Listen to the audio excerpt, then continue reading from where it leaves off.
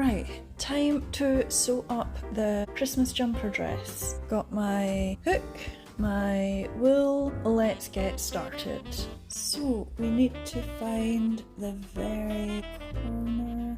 There we go. Leave a wee bit at the end. It was slightly tight when I was fitting it, but it will stretch when it's properly attached and everything, same as the other dresses. In other news, of course, yes, there is another storm incoming, so we're on another, I think it's a wind warning. No white Christmas this year, it's going to be very mild. I think I heard the weather saying it was to be between 12 and 14 on Christmas Day up in Aberdeenshire, which I think they said it was some sort of record. Now obviously I'm not going to make you watch me doing the whole dress, but there are other things that I have been doing as well, so I thought I would try a wee experiment. I had actually seen this on the television, but I have modified it slightly. I thought I would try some cheese puffs with a cranberry and thyme dip. That's not actually what was on the programme, which by the way was Nigel Slater, so you can look that up online, the recipe's there, I've seen it. He didn't do a dip and I think he just used plain Stilton. What I'm doing is I'm getting some puff pastry and I'm going to mix figs in with the Stilton and I'm going to create a cranberry dip. So it'll just be like cranberry sauce and then I'm going to add fresh thyme to it. That's what's in my head anyway. And of course it's nearly time to make more Lucy-Cattin. The winter solstice, I can't wait.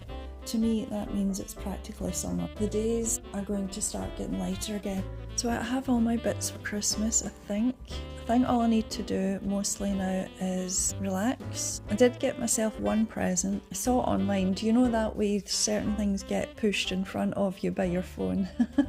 There was a good chunk of money knocked off it. And I've been looking at it for a few months, but it was too dear and I just thought, I don't really need it. But since it was Christmas and they'd knocked a good chunk off of it, I thought I would order it. So I'm quite looking forward to that coming. So I'll use that on Christmas Day. I don't know, will I tell you? Or will I leave it a surprise? I think I might leave it a surprise. But yes, other than that, there's not really anything that I need, to be honest. Just some good food just to enjoy on the day. And that'll be me. For all the time it lasts anyway, I mean it's a day we're talking about, so it's an awful lot of fuss for one day, is it not? I've always thought that. And a lot of energy and stress over just, mind you could say that about several things I suppose, couldn't you? But it comes around every year. I mean it's not as if it's, I don't know, a graduation or a wedding or something, do you know what I mean? I think it's more important just to enjoy it and have a nice relaxing time. You spend all year working, I mean, well ordinarily, if you're able to work, it's the one day that really we should just sit down and enjoy, unwind. Well, here we are doing the cheese puffs, the Stilton. Actually going to use, instead of dates, I'm going to use prunes because having tasted both and compared them, I actually think these would go better with Stilton. Now, this is just an experiment. We don't know yet how well it's going to work, but I thought I would try it before Christmas just to see how it works. Before Christmas, might do it on Christmas Eve, make some sausage rolls. Obviously I have fresh thyme for the cranberry sauce. I also have fresh sage, and what I didn't know was that sage actually goes with beef as well as chicken and pork. The sausages I've got are beef sausages. I'll be interested to try that combo actually, because I can't imagine what sage and beef actually taste like. I would normally put thyme with beef. Now I've done the prunes, let's do the Stilton. Right, let's see how this works.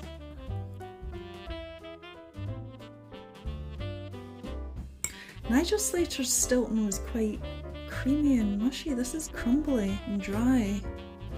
Maybe time to do the pastry? It's already rolled. Oh wow, perfect. It's even better then. Is that going to be enough? Now, as you might have guessed, I haven't done any of this kind of stuff before. It's all good fun. I should have put milk in with this. Right, we'll do maybe 6, will we?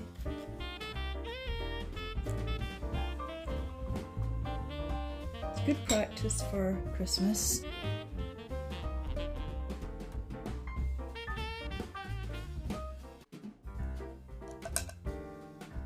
I think you're supposed to use egg wash, but I'm not going to bother with that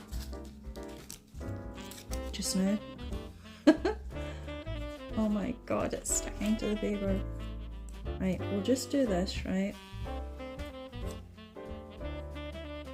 And that should be...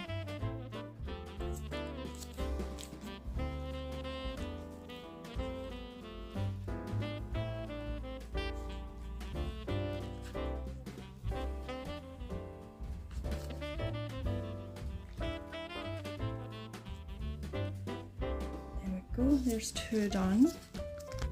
Oh, pastry's sticking. The oven's on anyway, ready to go. I should have done these ones first, shouldn't I? Never mind. I've made it without too much, no disasters yet, so we'll just put a wee hole in them. Let's get these into the oven. Let's start on the cranberry sauce, although I'm using red currants. I'm using cranberries as well, because do you know what I found out? I picked the red currants up accidentally, because I thought they were cranberries, because I've never seen red currants before in my life. I thought it would be a good idea to find out about them. I didn't know much about red currants, and so I pitted the red currants against cranberries, and it turns out that red currants are actually really good for you. High in fibre, they boost collagen, they're packed full of antioxidants, and they're also full of vitamins and minerals, so extremely good for you, especially at this time of year. I'm putting cranberries in as well. Again, I'm just winging this. This is an experiment. Look at that colour though, isn't that amazing? Love it. How festive. I'm using, is it demerara sugar, I think? That should do it. Put it on a medium heat since I don't know what I'm doing. Fresh thyme. I've no idea what cranberry sauce and fresh thyme will taste like together. Again, that was just something that flew into my head. I'm sure it'll be fine. All these things, by the way, they're very seasonal, and they're also extremely good for you at this time of year with all the nutrients they have. And thyme is antiviral, it's very powerful, and antibacterial. There's a reason why our grannies used all these different things. Do you know what I might also put in this actually is a couple of cloves. Again, because cloves are a powerful antibacterial agent. Amazing for fighting infection, extremely powerful, perfect for this time of year. But anyway, let's put this on. And do you know what else I might put in this? Again, it just flew into my head, just for a bit of depth, a splash of red wine. That heat might be a bit high, you know. So yeah, happy Advent. It smells quite nice. Ah, it's working! I'll put 2 cloves in. My great-gran, apparently, on my mum's side, used to eat cloves. These types of clove I'm talking about, which I always have in my cupboard because they're great for fighting infection and toothache. Oh, look, it's working, it's working. So we'll put in some thyme there.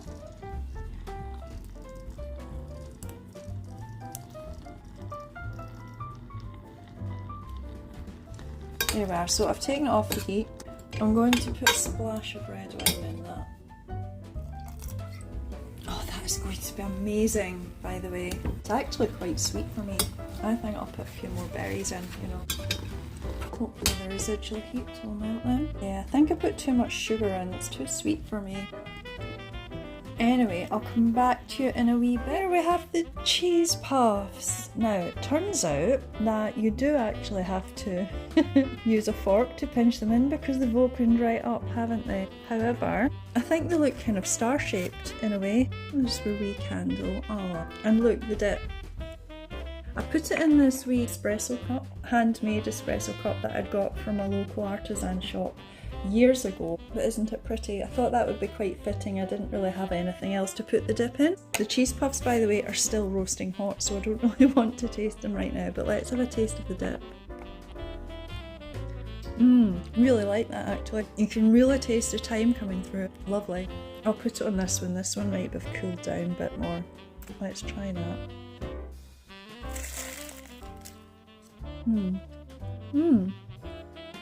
No, actually, they're really festive. I do like that. Loving the dip. yes, I would say the pastry is perfect.